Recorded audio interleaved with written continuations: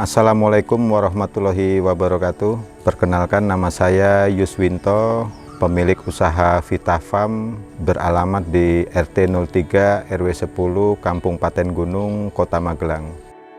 Vita Farm ini bergerak di bidang prototype integrate farm. Jadi di situ ada budidaya maggot, ada budidaya unggas dan tanaman buah dalam pot. Jadi itu terintegrasi. Awal mula saya terjun ke pertanian di latar belakangi, sebelumnya saya kerja di eksplorasi migas, terakhir kemarin bertugas di Brunei, mengalami satu kejenuhan di mana kita ya berangkat pagi pulang sore, terus saya izin sama istri sama anak untuk resign. Ya alhamdulillah sekarang di dunia pertanian dan peternakan ini dari sisi lain adalah panggilan dari idealisme saya selama dulu sempat kuliah, senang di bidang lingkungan, dan alhamdulillah sekarang Allah mentakdirkan saya untuk mencoba merintis rezeki dengan mengusung idealisme saya tersebut di bidang lingkungan, yang khususnya di bidang peternakan dan pertanian yang berbasis tentang biokonversi. Usaha yang saya lakukan itu kurang lebih 3 tahun yang lalu saya usaha di Tabu Lampot, terus di tahun kedua sampai tahun ketiga ini alhamdulillah saya saat itu ikut pelatihan dari Dinas Lingkungan Hidup Kota Magelang, pelatihan tentang pilah sampah. Itulah embrio awal saya budidaya maggot yang kaitannya dengan biokonversi. Terus saya mulai naikkan tingkat kegiatan peran serta masyarakat untuk kawasan zero waste. Jadi sampah-sampah organik yang dikelola oleh masyarakat dan disetorkan ke kandang maggot itu saya manfaatkan.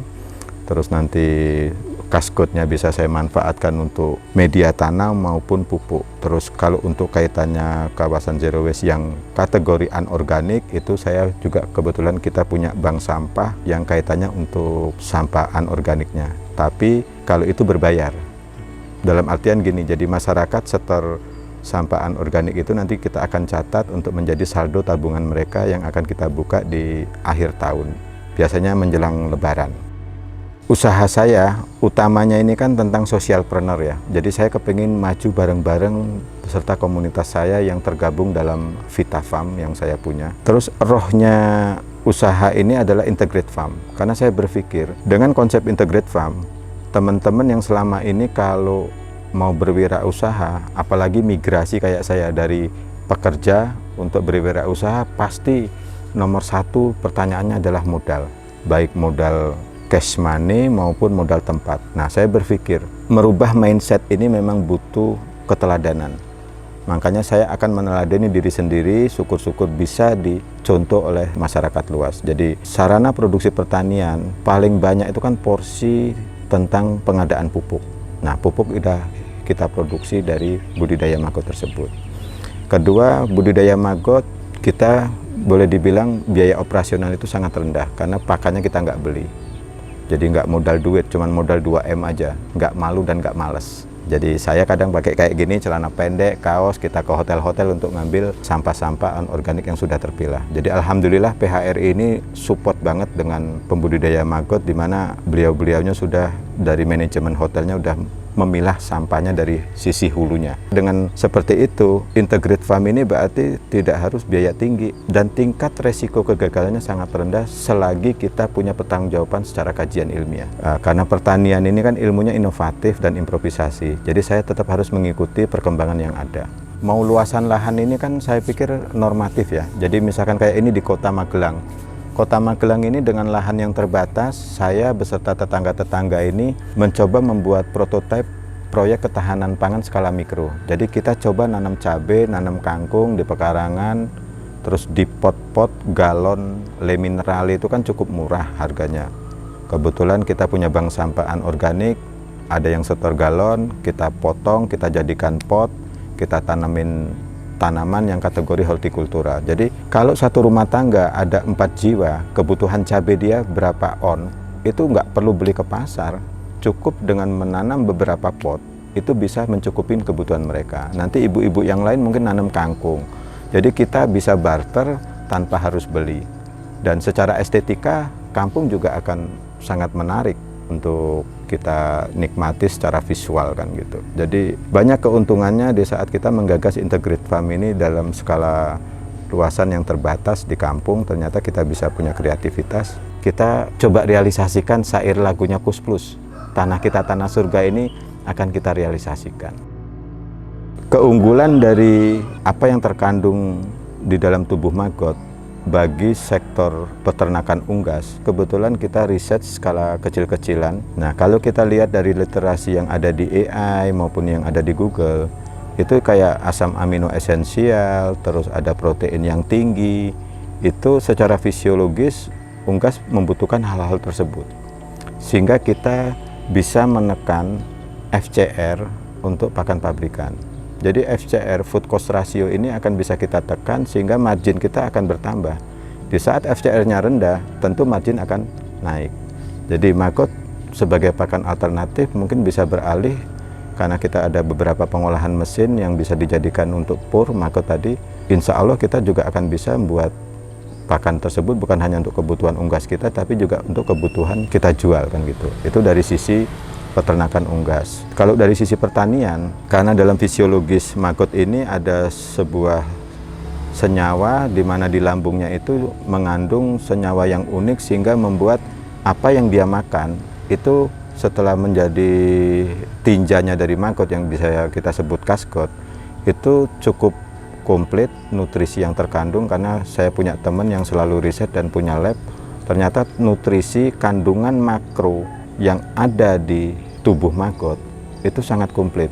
Dalam arti makro itu karbon, hidrogen, oksigen, nitrogen, yaitu sulfur, fosfor, kalium, itu komplit. Nah, jadi saya coba dari literasi yang ada dan dari masukan teman yang sudah nge-lab itu, kita coba buat demplot bagaimana kita nanam hortikultura, tanaman semusim tentunya.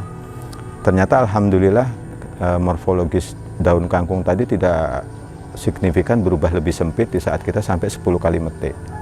Terus di cabai pun saya trial ini apakah penyakit bule yang menjadi momok bagi petani ini akan muncul di saat dia sudah muncul buahnya. Ternyata alhamdulillah bulenya belum muncul, sehingga nutrisi yang terkandung di kasgot maupun di cangkang pupa lalat BSF itu ternyata bisa menjadi sebuah nutrisi yang sangat menentukan, sehingga di saat prototipe ini kita buat skala luas untuk kebutuhan pertanian itu kan yang paling tinggi tadi adalah tentang pupuk. Nah, itu alhamdulillah kita bisa mengintroduksi pupuk ini dari hasil kegiatan kita. Ternyata hanya limbah dari budidaya maggot bisa bermanfaat dan bisa mengurangi pengeluaran ongkos pupuknya. Kalau dari sisi ekonomi, maggot yang saya produksi dengan luasan lahan yang terbatas, itu kan saya bisa sampai 1,5 ton per bulan. Kalau dijual di harga 8.000, berarti kan ada penghasilan 4 juta per bulan untuk dengan skala luas lahan yang terbatas tersebut. Itu satu dari fresh maggotnya yang saya jual. Belum dari telur ayam elbanya yang rata-rata satu hari itu satu butir harganya Rp2.000. Jadi kalau kita punya 100 ekor berarti sudah 100 butir kali Rp2.000 kan gitu. Untuk yang kita produksi pedaging itu untuk mencapai 1,2 kg itu umur 4-5 bulan. Dengan budidaya maggot terintegrasi dengan unggas, kita bisa punya penghasilan harian, mingguan, bulanan, tahunan. Nah, tahunannya ini saya juga budidaya entok. Biasanya entok ini dijual di harga tinggi itu di saat menjelang lebaran. Dengan modal sampah yang bisa kita ambil secara gratis, kita bisa punya penghasilan. Jadi kalau istri mau ikut arisan di beberapa tempat itu insya Allah aman ya. Bismillah. Jadi kalau kita bicara bonus demografi 2045 nanti, ada kemungkinan nanti populasi penduduk Indonesia itu di angka 325 juta. 325 juta kalau tidak ditopang dengan ketahanan pangan, itu yang sempat terjadi di negara India. Teknologinya maju, satelitnya bisa meluncur ke atmosfer, tapi tidak ditopang dengan teknologi pangan, kaitannya pertanian dan perunggasan. Sempat dulu India kan terjadi krisis pangan. Nah itu harapan saya untuk generasi muda, ndak usah malu, ndak usah males, dan ndak usah khawatir tentang bagaimana kita menggeluti dunia integrated farm ini, karena ini sangat prospektif banget. Kalau kita bicara tentang penguasaan lahan, itu kan bisa ada alternatif, ndak harus beli, bisa sewa, ndak harus sewa, bisa kerjasama dengan profit sharing kan gitu. Nah, syukur-syukur nanti peran serta pemerintah juga yang tentu nomenklaturnya di Kementerian Pertanian ini membidangin masalah pertanian dan peternakan. Ini betul-betul secara konsisten, siapapun pemimpinnya, siapapun presidennya, kewenangannya ada di pertanian maupun peternakan. Harapan kami ada satu sinergitas kegiatan di mana kami juga mendampingin masyarakat dan pemerintah pun fungsinya juga hadir sebagai negara untuk menjadi problem solver bagi masyarakat. Jadi saya berharap generasi muda, ayo kita bareng-bareng untuk bergerak.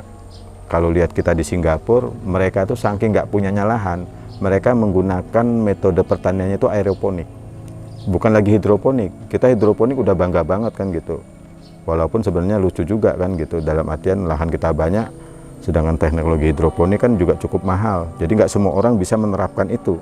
Seandainya tadi ada teman-teman yang kepingin kenal atau kepingin berkunjung atau kepingin belajar, silakan di sini secara gratis atau bisa hubungin di FB saya Yuswinto Kinoy atau di WA saya 0813 9280 6387. Silakan berkunjung ke sini, ayo kita bareng-bareng belajar bersama. Oke, terima kasih sahabat-sahabat pecinta lingkungan sudah menonton liputan ini. Jangan lupa subscribe Cap Capung.